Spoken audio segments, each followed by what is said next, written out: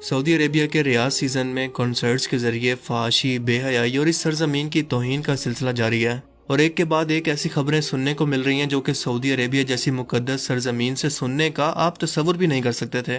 کیونکہ حال ہی میں یہاں پر مشہور امریکی سنگر جسٹن بیبر کا کنسرٹ ہوا، جو کہ الومناتی کا لانچ کردہ ہوا ایک بہت بڑا پپٹ ہے، اور اس نے لوگوں کو کیا شرکیہ کلمات پڑھائے ذرا آپ بھی سنیں۔ یعنی خدا بھی گانا بجانے والا ہے، استغفر اللہ۔ اور افسوس کا مقام یہ ہے کہ دنیا بھر کے علاوہ پاکستان کے لوگ بھی خاص طور پر اس کنسرٹ میں شامل ہوئے، جس کی ٹکٹ 25,000 سے لے کر 30,000 تک رکھی گئی تھی، مگر کچھ ہی ٹائم کے اندر بک گئی اور یہاں پر 70,000 لوگوں کا مجمع موجود تھا۔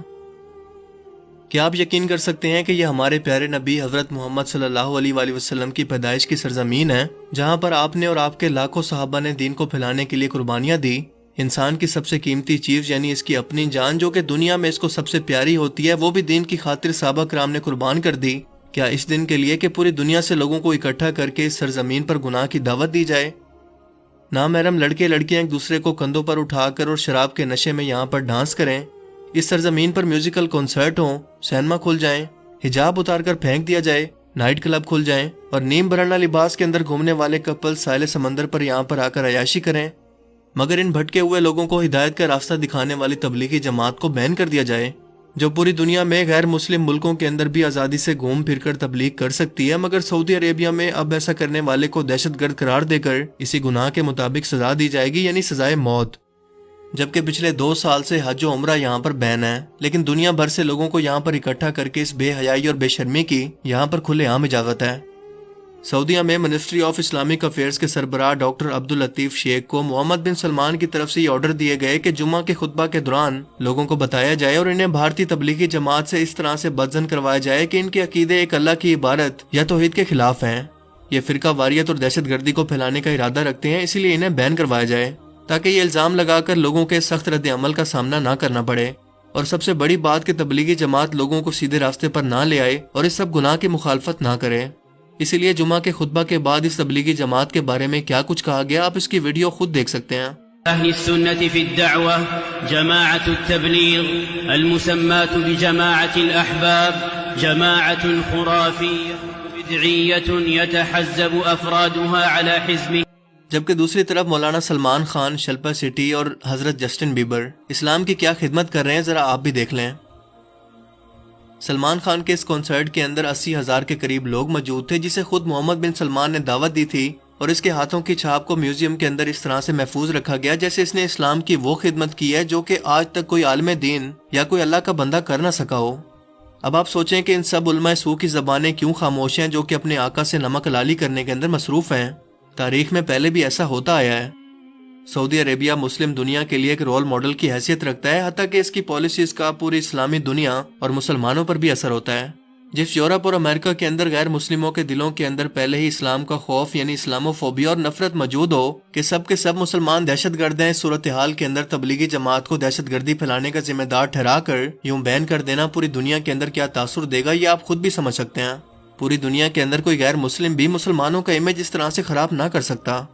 کیا اس دن کے لیے سلطنت عثمانیہ سے اعجاز مقدس کو حاصل کیا گیا تھا کہ یہودیوں کے یہ پپٹ محمد بن سلمان کے ذریعے عرب سرزمین سے اسلام کا صفایا کر سکیں، ان کی آنے والی نسلوں کو سیکولر بنا سکیں، جو کہ وہ کامیابی سے کر رہے ہیں کیونکہ یہ شخص اس پر دن رات محنت کر رہا ہے اور اللہ کا وعدہ ہے کہ وہ محنت کو کبھی بھی ضائع نہیں کرتا، اس کا اجر دیتا ہے، پھر چاہے وہ کافر ہی کیوں نہ کرے۔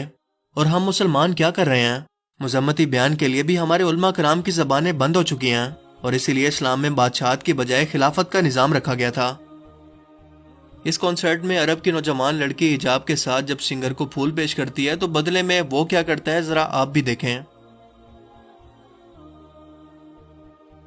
جس کے بعد یہ لڑکی ایسے خوشی منا رہی ہے جیسے سب سے بڑی کامیابی زندگی کی حاصل کر لی ہو۔ کاش اسے احساس ہوتا کہ وہ کتنا بڑا گناہ کر رہی ہے۔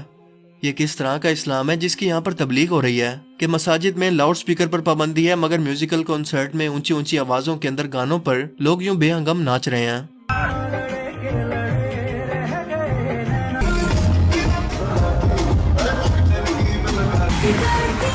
جدہ میں فینکس نام کے ایک پرندے کا مجسمہ بھی لگایا گیا ہے جو کہ آگ کے اندر لپٹا ہوا ہے اور شیطان کو دکھانے کے لیے علامتی طور پر استعمال ہوتا ہے۔ یہاں پر اسے لگانے کا کیا مقصد ہے یہ آپ خود بھی سمجھ سکتے ہیں کہ شیطان اس سرزمین پر داخل ہو چکا ہے اور وہ بھی کسی گلی محلے میں نہیں بلکہ عالمی طور پر،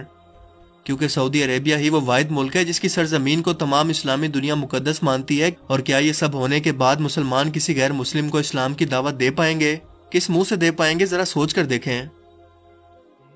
یہ پورے کا پورا پلان ایک منصوبے کی طرف بڑھ رہا ہے، اور یہودی لابی اس وقت مکمل طور پر ایکٹیو ہے، کیونکہ پہلے UAE کے اندر بدترین مغربی کلچر کو اپنایا گیا اور اب سعودیہ کی باری ہے۔ اس کی اسلامی شناخت کو مٹا کر یہاں پر مغربی کلچر کو عام کیا جا رہا ہے، جس کے نیوم سٹی کے اندر یہودی براہ راست انویسٹمنٹ کر کے اس سرزمین پر اپنے قدم جما چکے ہیں، اپنی جڑیں مضبوط کر رہے ہیں، کیونکہ یہ جانتے ہیں کہ اگر سعودی عربیہ پر پردے کے پیچھے رہ کر قبضہ اور کنٹرول حاصل کر لیا جائے تو پوری امت مسلمہ ان کے قبضے میں ہوگی، اور پھر یہ مسجد اقصی کو شہید کر کے تیسری مرتبہ ہیکل سلیمانی کی تعمیر کریں گے، جس کے بعد ایک خطرناک ترین جنگ ہوگی جسے جنگ ہرمجدون کہتے ہیں۔ اللہ کے رسول صلی اللہ علیہ وآلہ وسلم نے فرمایا کہ یہ اتنی خطرناک جنگ ہوگی کہ اگر ایک شخص کے 100 بیٹے ہیں تو 99 اس جنگ میں مارے جائیں گے، صرف ایک زندہ بچے گا۔ حق اور باطل واضح طور پر الگ الگ ہو جائیں گے، اور اس کے بعد آئے گا دجال، جو مکہ اور مدینہ کے علاوہ سعودی عربیہ کے ہر شہر اور پوری دنیا کے اندر اپنے فتنے کو عام کر سکے گا، مگر مکہ اور مدینہ میں داخل نہیں ہو سکے گا، کیونکہ فرشتے اس کا پہرا دینے کے لیے ان شہروں کے دروازوں پر موجود ہوں گے۔ اس کے بعد بازی پلٹے گی اور امام مہدی علیہ السلام اور حضرت عیسیٰ علیہ السلام تشریف لا کر اس گریٹر اسرائیل کو کافروں کے لیے گریٹ قبرستان بنا دیں گے۔ یعنی آج جو کچھ بھی سعودی عربیہ کے اندر ہو رہا ہے، یہ سب کچھ آپ کی آزمائش کے لیے قیامت کی نشانی ہے، جس کے بارے میں اللہ کے رسول صلی اللہ علیہ وآلہ وسلم نے 1400 سال پہلے ہی اپنی امت کو بتا دیا تھا کہ عربوں کے لیے تباہی ہے، ہلاکت ہے، کیونکہ اس قوم کو وہ سب کچھ عطا کیا گیا جو کہ دنیا کے کسی اور مسلمان کو نصیب نہیں ہوا۔ مثلا آپ صلی اللہ علیہ وآلہ وسلم انہی میں سے تشریف لائے، قرآن پاک ان کی زبان میں نازل ہوا، اسلام کا مرکز بھی اس مقدس سرزمین کو بنایا گیا، مگر جب یہ قوم قرآن اور اس کی تعلیمات کو پیٹ کے پیچھے ڈالے گی تو ہلاک ہو جائے گی۔ آج کون سا وہ گناہ ہے جو دنیا بھر کے مسلمان نہیں کر رہے؟ سود، رشوت خوری، ناانصافی، دین سے دوری اور شیطان کے بہکاوے میں آ جانا۔ اسی لیے گھبرانے کی بالکل ضرورت نہیں، کیونکہ اللہ نے قیامت سے پہلے حق و باطل کو ضرور الگ الگ کر دینا ہے، تاکہ مسلمان، کافر اور منافقین واضح طور پر پہچانے جا سکیں، اور اسی لیے یہ سب کچھ ایک نہ ایک دن تو ہونا ہی تھا، تاکہ اللہ تعالیٰ سچ کو جھوٹ سے الگ کر دے، بالکل ایسے ہی جیسے دن کو رات سے۔ اور اگر یہ سب نشانیاں دیکھ کر بھی اب بھی ہماری آنکھیں نہیں کھلتی تو تب تو ہمارا اللہ ہی حافظ ہے، پھر ہمیں اللہ تعالیٰ کے غیظ و غضب اور اس کے عذاب کا انتظار کرنا چاہیے۔